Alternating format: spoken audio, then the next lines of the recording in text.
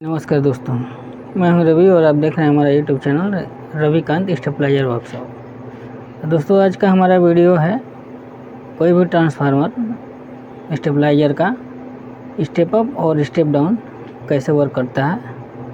तो आज का वीडियो हमारा यही है। तो सबसे पहले अगर आपने हमारे इस चैनल को सब्सक्राइब नहीं किया है तो लाइक सब्सक्राइब कर लीजिए और बेल आइकन प्रेस करके ऑल पे भी क्लिक कर लीजिए ताकि वीडियो की नोटिफिकेशन आपको समय समय पर मिलती रहे। तो आइए चलिए चलते हैं वीडियो की तरफ। और दोस्तों, कोई अगर मान लीजिए कि सवाल छूट जाता है या फिर मान लीजिए कोई चीज़ बताने में भूल हो जाती है या छूट जाता है तो आप उसका कमेंट बॉक्स में कमेंट करके सवाल पूछ सकते हैं। तो आइए चलिए चलते हैं वीडियो की तरफ। तो दोस्तों, जैसा कि आप देख पा रहे हैं, ये स्टेप अप ट्रांसफार्मर है और ये है स्टेप डाउन। तो स्टेप अप ट्रांसफार्मर और स्टेप डाउन ट्रांसफार्मर ये दोनों अलग अलग चीज़ है और दोनों अलग अलग वर्क करते हैं। तो हमें इसे वोल्टेज को लो वोल्टेज है और अप में लेना है, यानी कि बढ़ा के लेना है, वोल्टेज बढ़ाना है, तो उसके लिए हम स्टेप अप ट्रांसफार्मर इस्तेमाल करते हैं। वोल्टेज को अगर बढ़ाना है ऊपर की तरफ, तो ऊपर की तरफ अगर बढ़ाना है तो स्टेप अप ट्रांसफार्मर का हम इस्तेमाल करेंगे। अगर वोल्टेज को डाउन करना है तो हम स्टेप डाउन का इस्तेमाल करेंगे और उसी हिसाब से हम अपने यहाँ के वोल्टेज के हिसाब से इसको वाइंड करते हैं। तो स्टेप अप कैसे वर्क करता है और स्टेप डाउन कैसे होगा और ये कैसे वर्क करता है, तो इसके लिए जैसे मान लीजिए हमें स्टेप अप ट्रांसफार्मर बनाना है, यानी वोल्टेज को बढ़ाना है, तो इसके लिए प्राइमरी टर्न जो होगा वो कम होगा। ये प्राइमरी जो टर्न है ये कम होगा, प्राइमरी टर्न।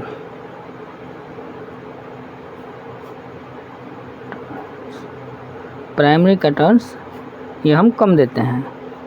जैसे मान लीजिए हम 60 वोल्ट से स्टार्ट किए या 90 वोल्ट से स्टार्ट किए तो प्राइमरी का टर्न कम होगा, और जो प्राइमरी का टर्न कम होगा तो सेकेंडरी का टर्न ज़्यादा होगा। सेकेंडरी टर्न ये ज़्यादा वाइंडिंग होगी। तब ये क्या करेगा इस स्थिति में कि ये वोल्टेज को अप करेगा, यानी कि वोल्टेज को बढ़ाएगा ज़्यादा से ज़्यादा। तो इसके लिए इनपुट वोल्टेज जो है वो भी है। तो अगर इनपुट वोल्टेज अगर ज़्यादा है तो ज़्यादा बढ़ाएगा और कम है तो कम बढ़ाएगा। और इसी तरह से स्टेप डाउन है। तो स्टेप डाउन में वोल्टेज को हमें लो करके लेना है, यानी कि नीचे की तरफ लो करना है। तो इसमें क्या होगा कि प्राइमरी का जो टर्न है वो प्राइमरी का टर्न हम बढ़ाना पड़ेगा, हमें प्राइमरी टर्न इसमें ज़्यादा देना होगा। प्राइमरी टर्न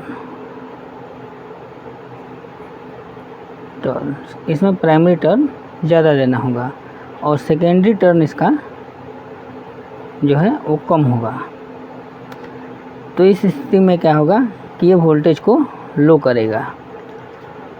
तो स्टेप डाउन अलग अलग है, स्टेप डाउन भी अलग चीज़ है और स्टेप अप भी अलग चीज़ है। तो ये हमें अपने यहाँ के वोल्टेज के हिसाब से ट्रांसफार्मर को वाइंड करना होता है। तो हमारे व्यूअर्स ने एक सवाल पूछा था, तो ये सुकेश जी का सवाल था कि 140 वोल्ट से 290 तक बढ़ाता है, 5 kVA का स्टेबलाइजर है, और लेकिन वोल्टेज जो है वो 100 वोल्ट तक डाउन करता है। तो सुकेश जी, आपके सवालों का जवाब इसी वीडियो में छिपा हुआ है, तो आप वीडियो को ध्यान से देखिएगा। स्पेशल वीडियो ये आपके लिए ही है। तो स्टेप डाउन और स्टेप अप में यही अंतर है और इसी तरह से ये वर्क करता है। तो इसके लिए एग्जाम्पल के तौर पे हम चलते हैं मैनुअल स्टेबलाइजर की तरफ, यानी कि मैनुअल ट्रांसफार्मर पे। तो आइए मैनुअल ट्रांसफार्मर पे हम समझा देते हैं कि ये कैसे वर्क करता है, कैसे स्टेप अप होता है और कैसे स्टेप डाउन होता है। अगर मान लीजिए आपको और ज़्यादा कम वोल्टेज की चाहिए तो आपको प्राइमरी का टर्न ज़्यादा देना होगा, यानी कि मान लीजिए अगर आप उसको 90 से अगर वाइंड किए हैं, 90 से मान लीजिए आपको प्राइमरी उठा रहा है तो उसको आपको 150 करना होगा, तब जाके आपका और वोल्टेज लो करेगा। तो इसके लिए मैनुअल ट्रांसफार्मर की तरफ चलते हैं। तो दोस्तों, आ गए हैं हम अपने मैनुअल ट्रांसफार्मर पे। और मैनुअल ट्रांसफार्मर का ये ड्राइंग है। तो जैसे कि आप देख सकते हैं, तो मैनुअल ट्रांसफार्मर में ये हमारा फर्स्ट लूप जो है वो कॉमन का है, और ये 0 वोल्ट और ये 24 वोल्ट। तो स्टेप डाउन और स्टेप अप में अंतर यही है कि प्राइमरी का टर्न कम होता है और सेकेंडरी का टर्न ज़्यादा होता है। तो ये है स्टेप अप ट्रांसफार्मर। और इससे भी कम वोल्टेज लेना है तो आपको प्राइमरी का टर्न बढ़ाना होगा, और तब जा कर के ये वोल्टेज डाउन करेगा और ज़्यादा डाउन करेगा। तो प्राइमरी का टर्न कम है कि नहीं है तो एक वीडियो में तो समझाना बहुत मुश्किल है। तो अगर आप ट्रांसफार्मर वाइंडिंग करते हैं तब तो आपको अच्छा से पता है कि प्राइमरी का टर्न कम होता है और सेकेंडरी का ज़्यादा होता है स्टेप अप में। अगर मान लीजिए ट्रांसफार्मर वाइंड नहीं करते हैं और अगर देखना चाहते हैं ट्रांसफार्मर वाइंडिंग का डेटा, तो हमारे चैनल पे ऑलरेडी बना हुआ है, बहुत सारे ट्रांसफार्मर का डेटा है, मिल जाएगा और उसका लिंक डिस्क्रिप्शन में है, जाके देख लीजिएगा और उसको कैलकुलेट करके भी देख लीजिएगा। प्राइमरी का टर्न कम है और सेकेंडरी का टर्न ज़्यादा है। तो चलिए आते हैं वापस वीडियो पे। तो ये है हमारा, देखिए जब ट्रांसफार्मर वाइंड जब हम करते हैं तो प्राइमरी का टर्न यहाँ कॉमन से शुरू किए और इसके बाद में हम यहाँ से 1 नंबर से लूप निकालना शुरू करते हैं, और यहाँ से जब हम टर्न देके आगे बढ़ते हैं तो 2 नंबर होता है, फिर 3 नंबर, फिर 4 नंबर, 5 नंबर, 6 नंबर, 7 नंबर और ये 8 नंबर। तो हमारा जो गिनती शुरू हुआ इस तरफ से बढ़ रहे हैं, इधर से 1 और ये हमारा पॉइंट लास्ट पॉइंट जो निकला वो 8 नंबर। लेकिन जब इसको हम रोटरी पे कनेक्शन करते हैं तो सीधा उल्टा होता है इसका, यानी कि 8 नंबर वाला 1 नंबर हो जाएगा, 7 number 2 number, 6 number 3 number, 5 number 4 number, 4 number 5 number, 3 number 6 number और 2 नंबर 7 नंबर और 1 नंबर 8 नंबर। तो इस तरह से हमारे रोटरी पे इसका कनेक्शन होता है। तो ये कनेक्शन यहाँ भी रोटरी पे आप मिला सकते हैं। तो हमारे एक व्यूअर्स ने पूछा था, सर 5 kV का रोटरी स्टेबलाइजर है और 140 वोल्ट से 290 वोल्ट तक बढ़ाता है, लेकिन लाइट कम करता है 100 वोल्ट तक। तो सुकेश जी, आपके सवालों का जवाब इसी वीडियो में है, तो आप वीडियो को ध्यान से देखिएगा कि कैसे वर्क करता है। और ट्रांसफार्मर तो आपने बनाया है और कैसे बनाया है, क्या किया है, ये चीज़ तो हमें नहीं मालूम, लेकिन जैसे ये वर्क करता है वो चीज़ हम आपको समझा दे रहे हैं, और इसके बाद आप अपना देख लीजिएगा कहाँ आप कमी किए हैं। तो चलिए वीडियो में चलते हैं। तो जब अब ये हमारी रोटरी कनेक्शन हो गई, अब रोटरी कनेक्शन होने के बाद में इसको वर्क करने के लिए कॉमन वाला तो हम कॉमन में दे देते हैं, मेन सप्लाई के कॉमन में जोड़ देते हैं। इसके बाद में रोटरी पे सप्लाई हम एक DPDT स्विच से देते हैं, जो कि स्टेप अप और स्टेप डाउन ये दोनों को वर्क कराने के काम करता है DPDT हमारा। तो उससे जो 2 वायर हमारी निकल के आती है, तो ये दोनों वायर ये मल्टीप्लाई होती है। मल्टीप्लाई का मतलब समझ लीजिए कि एक बार में मान लीजिए इस तरह से ये इन हो गया, यानी कि इनपुट सप्लाई हुई। तो जब ये वाला वायर में इनपुट सप्लाई होगी तो इस वाले वायर से आउटपुट सप्लाई मिलेगी।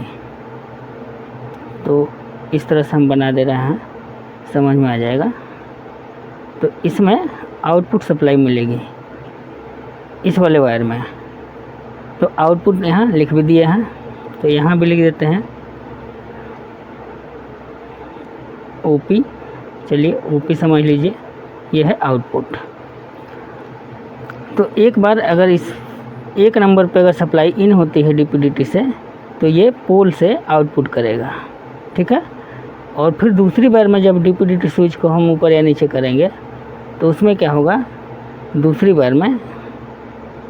बार में इस तरह से बनेगा इसका ड्राइंग। जैसे मान लीजिए दूसरी बार में ये जो आउटपुट है ये हमारा इनपुट हो जाएगा, ये इन हो जाएगा, यानी कि हमारी मेन सप्लाई अब इस वायर से इनपुट कर रही है, यानी कि पोल पे आ रही है। तो आउटपुट हमारा होगा 1 नंबर से। तो 1 नंबर को आउटपुट ओपी 1 नंबर से आउटपुट होगा। तो यही इसका फंडा है और इसी तरह से स्टेप अप और स्टेप डाउन होता है। तो देखिए जब 1 नंबर से ये आउटपुट कर रहा है और पोल से इनपुट कर रहा है तो 1 नंबर का आउटपुट देखते हैं, ये है आउटपुट 1 नंबर, और 1 नंबर का टर्न देखते हैं कहाँ है। देखिए ये टर्न है लास्ट, यानी कि लास्ट टर्न है, और ये है आउटपुट। तो आउटपुट है लास्ट टर्न से, तो ये क्या करेगा कि इधर से जब हम इसको जोड़ेंगे तो ये वोल्टेज को बढ़ाएगा, ये वोल्टेज को अप करेगा। और फिर जो ये है ये इनपुट आउटपुट है, और यहाँ से अगर आउटपुट होता है पोल से, तो पोल का जब आउटपुट होगा तो ये इधर से इंक्रीज करेगा वोल्टेज को, तो ये वोल्टेज को ये 1 नंबर यहाँ से तो इधर से आएगा, तो इधर से जब करेगा तो ये वोल्टेज को घटाएगा। तो यही चीज़ है। तो दोस्तों वीडियो में अगर कोई चीज़ छूट जाता है, अगर मान लीजिए बताने में या हमारे वीडियो बनाने में कोई चीज़ छूट जाता है और आपको समझ में नहीं आता है तो कमेंट कीजिए और सवाल कीजिए। जो भी अगर मान लीजिए आपके पास और कोई भी सवाल है तो आप सवाल कीजिए, आपके सवालों का जवाब ज़रूर मिलेगा और जल्द ही मिलेगा। और कोई चीज़ छूट गया है तो मान लीजिए उसको आप पूछ सकते हैं। तो ये चैनल आप ही का है और आप ही के लिए ये चैनल बना हुआ है, और इस चैनल पे बाइंडिंग डेटा, रिपेयरिंग और मतलब स्टेबलाइजर के बारे में हर चीज़ की जानकारी आपको मिलेगी। तो दोस्तों वीडियो अगर पसंद आया तो वीडियो को लाइक कीजिए, सब्सक्राइब कीजिए और बेल आइकन प्रेस करके और पे भी क्लिक कर लीजिए, ताकि वीडियो की नोटिफिकेशन आपको समय समय पर मिलती रहे। और मिलते हैं अगले वीडियो में, तब तक के लिए नमस्कार।